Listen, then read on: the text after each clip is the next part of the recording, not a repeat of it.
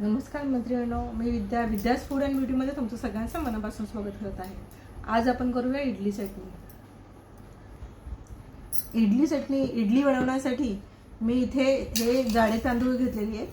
या मोठ्या वाटीच्या हिशोबाने मी इथे 3 वाट्या हे जाडे तांदूळ घेतलेत आणि 1 वाटी उडदाची डाळ घेतली. ही साधी आपली रेग्युलर जी उडदाची डाळ आहे तीच घेतली आहे, साल काढलेली.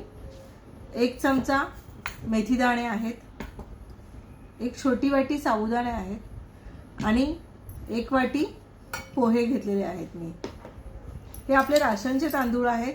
तुम्ही कोणतेही सोना मसुरी किंवा डॅश तांदूळ वापरू शकता किंवा इडलीचा जो रवा आहे तोही वापरू शकता सेम प्रमाणामध्ये. आपण हे दोन्ही वस्तू जसे तांदूळ आणि उडदाची डाळ स्वच्छ धुवून घेऊया. इथे मी डाळ आणि तांदूळ धुवून घेतलेले आहेत. याच्यामध्ये आपण हे साबुदाण्याचे घेतले ते आपण ह्या डाळीत घालूया आणि हे जे आपण मेथीचे दाणे घेतले तेही या डाळीत घालूया आणि हे छान 1-4 तास भिजत ठेवूया. नॉर्मल दिवसांमध्ये, उन्हाळ्यामध्ये 3 तासही पुरेसा वेळ आहे. आणि हे जे पोहे आहेत ते आपण वाटताना फक्त धुवून घेऊन घालून वाटून घेणार आहोत.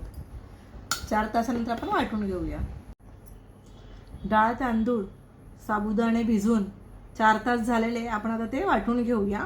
हे पोहे आहेत ते पण मी धुवून घेते आणि मी इथे एक मोठी वाटी उरलेला भात आहे तो घेते. हाही आपण ह्यात मिक्स करूया कारण आपल्याला इडली करायची.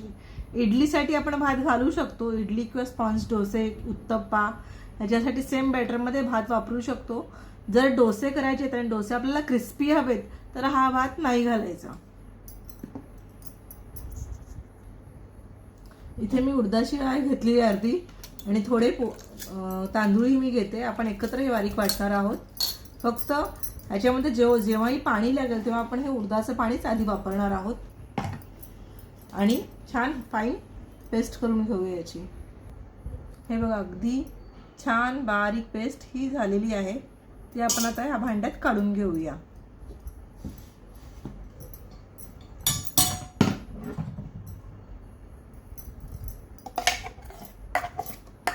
आणि पुन्हा दुसरा लॉट बारीक करून घेऊया.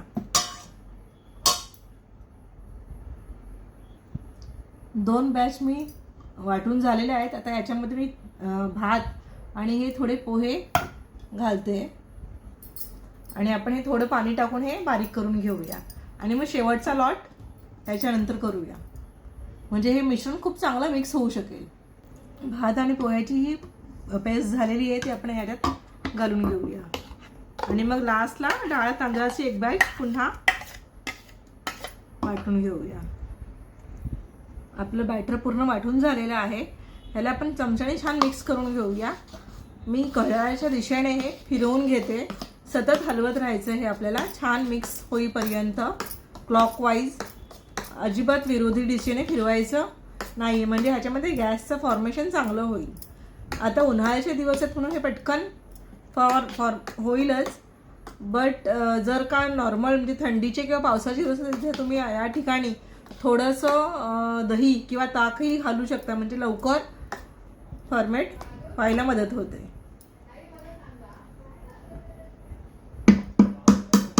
आणि हे असं आपण झाकून ठेवूया. 6-7 तासानंतर ह्याच्या आपण इडल्या करायला घेऊया. चला आपण बघूया आपले पीठ किती फर्मेट झाले. बघा, अगदी दुप्पट झालेलं आहे.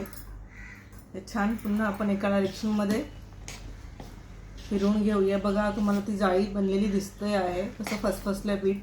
यात मी आता हे मीठ घालते. मीठ घालून आपण छान मिक्स करून घेऊया. त्यानंतर इडलीच्या पात्राला, इडलीच्या ज्या प्लेट्स आहेत त्याला मी इथे बटर लावून घेते. एवढंसं बटर प्रत्येक ह्याला थोडंसं लावून घ्यायचं आहे. बटर यासाठी तुम्ही तेल किंवा तूपही लावू शकता, पण बटर लावलं की इडल्या अगदी अलगद पटकन बाहेर येतात, म्हणून मी बटर लावते. आणि हे सगळं इडलीच्या पात्रात आपण सेट करून घेऊया. इडलीच्या पात्रामध्ये मी 1.5 इंच पाणी घालून ते गरम करत ठेवलेलं आहे. त्याच्यावरती आपण हे इडली स्टीम करायला ठेवणार आहोत 15 मिनिटांसाठी. इथं मी इडलीचं भांडं ठेवलेलं आहे. यात अर्धा इंच पाणी टाकून थोडंसं लिंबूही मी घातलेलं आहे. त्यात आपण आपल्या इडलीच्या प्लेट सेट करून घेऊया क्रमाने बरोबर.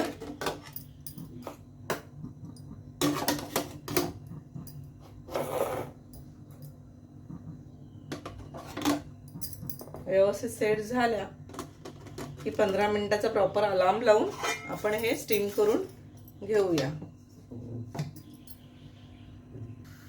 गॅस मी आता फास्ट करून घेतलेला आहे. तोपर्यंत आपण एक चटणी बनवून घेऊया. हे बघा, चटणीसाठी मी इथं ओलं खोबरं, थोडं भाजलेलं शेंगदाण्याचं कूट घेतलंय, जिरं, लसूण, कोथिंबीर, कढीपत्ता, मिरच्या, 5-6 मिरच्या घेतल्यात, मीठ घेतलंय. इथे मीठ आहे, थोडंसं गूळ आहे, थोडी चिंच आहे, थोडं जिरं आहे. आपण हे मिक्सरला फिरवून घेऊया. चटणी वाटून झाली आहे. त्याला आपण एक छोटीशी फोडणी करून घेऊया. कढईमध्ये मी तेल तापत ठेवलंय, थोडी मोहरी घातली, जिरे, हिंग, कढीपत्त्याची पानं. आपण एखादी मिरची ही इथे सुकी लाल मिरची घालू शकतो. आता माझ्याकडे नाही म्हणून मी नाही घातली आहे. आणि तडतडलं आता हे सगळं आपण चटणी घालूया आणि गॅस बंद करून घेतली. ही चटणी आपली झाली आहे. इडली झाली आहे. आता या सेम बॅटरचंच मी लोणी स्पंज डोसा करून दाखवणार आहे. हे बघा, इथे मी 3 या पळ्या बॅटर घेतलंय आणि 1 पळी पाणी घातलंय, थोडं सैल करून घेतलंय. मीठ तर आपण मगाशीच घातलं होतं. नॉनस्टिकचा पॅन मी गरम करायला ठेवलेला आहे. तेल सोडते मी ह्याच्यामध्ये. इकडे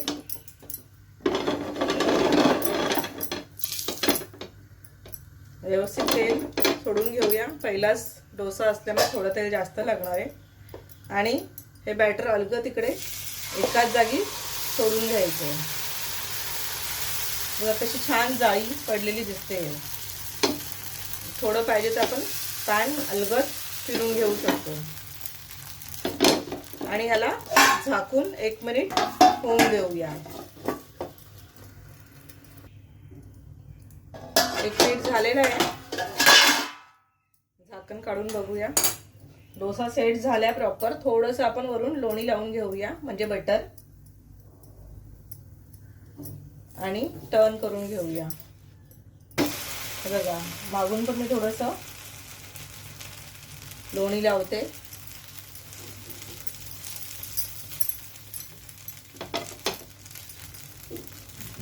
आणि 10-15 सेकंदांनी टर्न करूया. हा टर्न करून घेऊया. बघा, छान झालेला आहे. स्पॉन्ज डोसाही तयार आहे. चला आपण सर्व करूया. इडली पात्रातून मी इडलीच्या प्लेट्स काढलेल्या आहेत. त्या मागून मी अशा जरा नळाखाली धरून घेणार आहे, म्हणजे गार होतील आणि इडली पटकन वरती निघेल. हे बघ, ही मी अशी मागून फक्त नळाखाली धुवून घेतली, किंवा थोडंसं पाण्याच्या प्लेट अशी पाणी मारून घेतलं तरी चालेल. आणि आता आपण हा चमचा पाण्यामध्ये बुडवून इडल्या व्यवस्थित काढून घेऊ. बघा, अशी किती छान टर्न पटकन, अजिबात लागलेली नाही आहे, व्यवस्थित निघालेली आहे. अशा सर्व इडल्या काढून घेऊया.